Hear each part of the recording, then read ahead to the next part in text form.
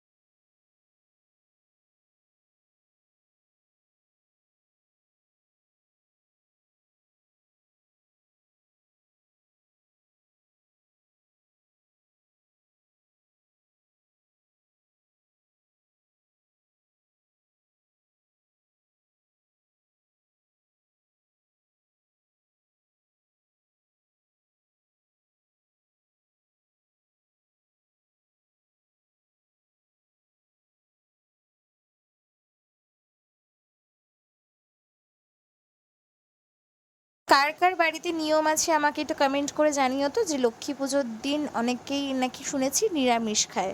But আমার শ্বশুর বাড়ি আর বাপের বাড়ি দুটো বাড়িতেই আমিষই খায়। কারণ লক্ষ্মী দেবী যেহেতু সদবা, তাই জন্য আমার বাপের বাড়িতেও মাছ ভাত খাওয়া হয়, এবং আমার শ্বশুর মশাইও এই নিয়মটাই প্রচলন করেছিলেন যে বাড়িতে ইলিশ মাছ পুজো হবে, সেটা দিয়েই আমাদের ভোগ হবে। তো আজকে যেহেতু সেরকম ইলিশ টিলিশ আনার সময় পাইনি, আর চট করে এখন সেই মুহূর্তে করতেও পারছি না, মনটা খারাপ বললাম সেই কারণেই। যাই হোক, এখানে আমি একটু মাছটাকে ছাড়িয়ে নিচ্ছিলাম, কারণ বরকে বললাম যে তুমি ঝোল খাবে না ভাজা, তো ও বললো যে চট করে তুমি আমাকে একটু ভাজাই করে দাও। যেহেতু ডাল সিদ্ধ আছে তো ভাজাতে কম্বিনেশনটা ব্যাপক লাগবে। ওর জন্য ভালো করে মাছের আঁশটা ছাড়িয়ে নিচ্ছি, যাতে ও খেতে গিয়ে কোনো অসুবিধা না হয়।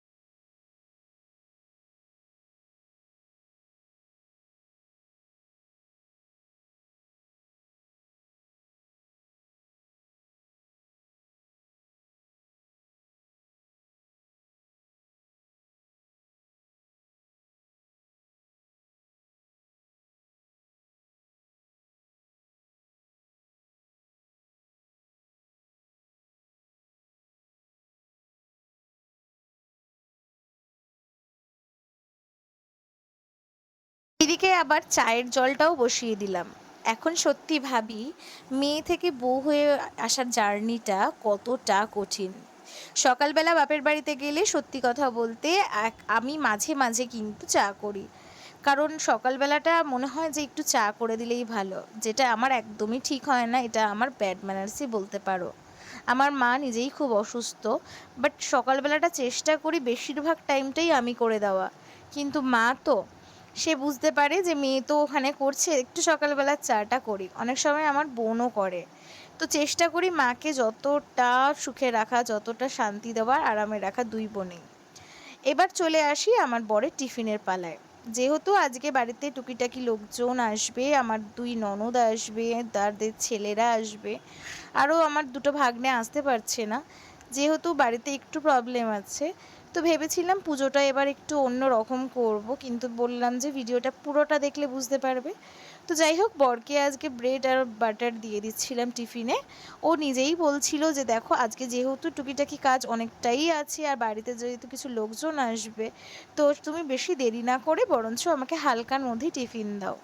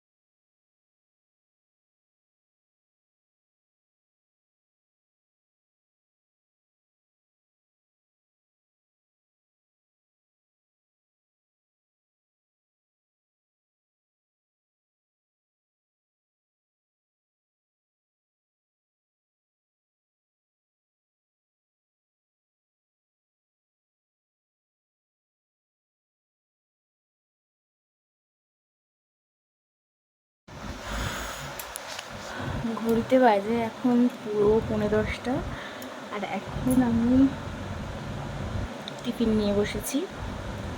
তো আজকে প্রচুর কাজ আছে, প্রচুর বলতে প্রচুর মানে প্রচুর। কিন্তু একটা খারাপ জিনিস হচ্ছে যে আজকে আমি পুজো করতে পারবো না, কোজাগরি লক্ষ্মী পুজো, ওর জন্য মনটা ভীষণ খারাপ। তো কী আর করা যাবে, মা হয়তো চাননি। তো চলো, যা যা করছি সবটাই তোমাদের সঙ্গে শেয়ার করছি। আর কেন প্রচুর কাজ আছে, পুরো ভিডিওটা দেখলে তোমরা বুঝতে পারবে। কিছু জিনিস আনার ছিল বলে একটু বেরিয়েছিলাম হাটের মোড়ে। তো বাইরে বেরিয়ে সত্যি কথা বলতে আমার মনটা যেন আরও বেশি খারাপ হয়ে যাচ্ছিল, কারণ পুজোর সমস্ত জিনিসপত্রগুলো দেখছিলাম, তার জন্য আরও যেন বেশি মন খারাপ লাগছিল। তো বাড়িতে আসার সঙ্গে সঙ্গে রনি নিয়ে এসেছিলো দুটো আইসক্রিম, ও একটা আমি একটা খেলাম। এই বিয়ের চাদরটা আমি পেয়েছিলাম, বিয়ের চাদর কেন বলছি জানো, বিয়ের সময় তখন আমি একটা গিফট পেয়েছিলাম। আর সত্যি কথা বলতে এই চাদরটা আমি কবে পাতবো এর অপেক্ষা করছিলাম, আমি বিয়ে থেকে এটার অপেক্ষা করছিলাম। দেখতে দেখতে বছর দেড় কেটে গেল, তাই আমি একে নাম দিয়েছি বিয়ের চাদর। আর চাদরটা আমার এত প্রিন্টটা সুন্দর লেগেছে, এটা কী প্রিন্ট আমাকে এটা কমেন্ট করে জানিও তো। সত্যি কথা বলতে আমি জানি না। আমার ঘরটা যেহেতু রাস্তার ওপরেই বলা যায়, ওই জন্য ধুলোবালিটা একটু বেশি হয়, তাই জন্য পুরো চাদরটা নামিয়ে পুরো জাজিমগুলো ঝেড়ে নিতে হয়। এটা আমার রোজ দিনই রুটিন থাকে। আর আমার সঙ্গী হচ্ছে রনি গল্প করার, আমাদের যে কত গল্প থাকে। আমি যে সম্পর্কে ওর কাকিমা হই বোঝাই যায় না, কত গল্প, মানে আমার সঙ্গে ওর খুনসুটি হয় দিদি আর ভাইয়ের মতো। একদিন তো বলেই ফেলেছে তুমি আমার কাকিমার থেকে দিদি বেশি। তো আমি হেসে হেসে গড়াগড়ি খাচ্ছিলাম যে সত্যি ওর বয়সী আমার ভাইও আছে সত্যি কথা বলতে। তো সময়টা ওর সঙ্গে একটু আমার বেশিই কাটে।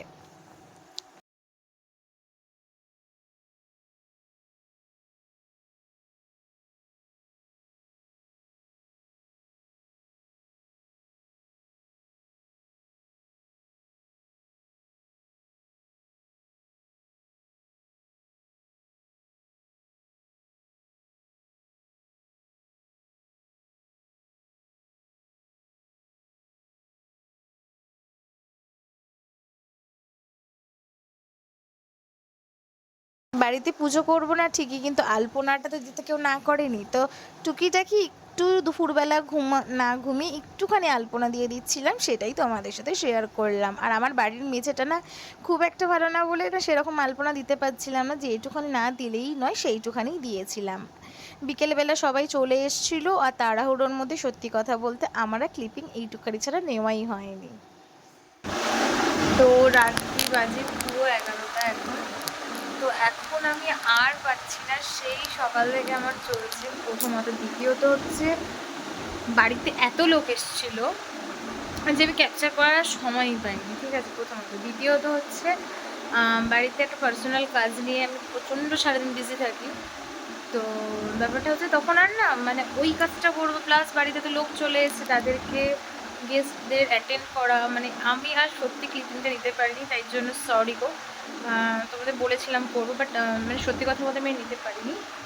দেন বাড়িতে কাজকর্ম সব কমপ্লিট করে গেস্টদের অ্যাটেন্ড করে সমস্ত কিছু কমপ্লিট করে এখন এসছি তাও হয় আমি ঠিক এসছি এখানে 10, 10:30। আমি এখন চলে এসেছি বাপের বাড়িতে। তো মায়ের বাড়িতেও তো পুজো হয়েছিল। তো দিনটা এরম করেই পুরো এতটা গেছে। আশা করি পুরো ভিডিওটা তোমরা দেখেছো। বাট সত্যি একদম মন থেকে আমার খারাপ লাগছে, ওই ভিডিও ক্লিপিংটা আমি নিতেই পারি, এত লোক চলে এসেছিলো। আর তাদের সবাইকে অ্যাটেন্ড করতে করতে আমার ক্লিপিংটা নেওয়া হয়নি, প্লাস বললাম পার্সোনাল কাজটার জন্য সত্যি কথা বলতে টাইম হচ্ছে না।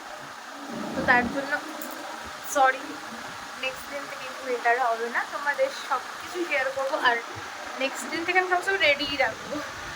তো চলো আজকে এতটাই, দেখা হচ্ছে নেক্সট কোনো ভিডিওতে। ততক্ষণ আমার চ্যানেলটা সাবস্ক্রাইব করো। আর হ্যাঁ, ভালো লাগলে খারাপ লাগলে যাই লাগুক আমাকে কমেন্ট করে জানিও, তাতে আমি খুশি হব যে হ্যাঁ ভালোটা ভালো খারাপটা খারাপ।